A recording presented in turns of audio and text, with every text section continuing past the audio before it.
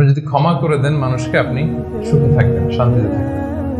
আমাদের হয় চলতি পথে আমাদের বন্ধুদের মধ্যে বা আমাদের প্রতিবেশীর সাথে বা আমার কলিগের সাথে বা আমাদের সমাজে অনেকের সাথে অনেকের নানা সময় এমন বিভেদ ঝগড়া এটা তৈরি হতে পারে, ফলে মনের মধ্যে ক্ষোভ, অশান্তি, ইভেন জেলাসিও আসতে পারে।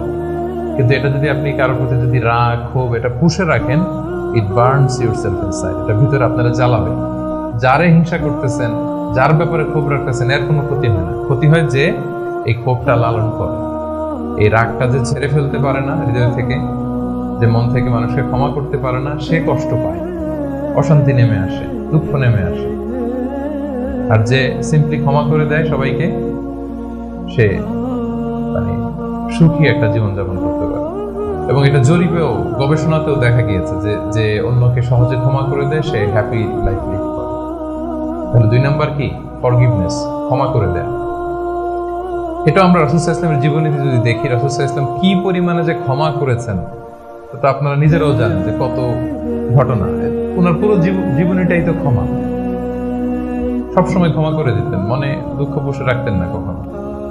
এবং সাহাবাদেরকে বলতেন তোমরা ক্ষমা করে দাও। এক সাহাবী এসে বললেন, ইয়া রাসূলুল্লাহ, আমার তো অনেক কৃতদাস, ওরা শুধু কাজে ভুল করে, ওদেরও কি একটু পানিশমেন্ট দেওয়া উচিত না? রাসূল সাল্লাল্লাহু আলাইহি ওয়াসাল্লাম বলতেন, না। তো কি করবো? ক্ষমা করে দাও। কয়বার করবো? বলেন দিনে প্রতিদিন কমপক্ষে 70 বার।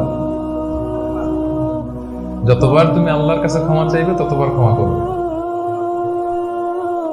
যতবার আল্লাহর কাছে ক্ষমা পেতে চাও ততবার ক্ষমা করবে। ফিলোসফিটা বুঝতে পারছেন? আমরা আল্লাহর কাছে ক্ষমা চাই, কিন্তু আমরা একে অপরের ক্ষমা করতে পারি না।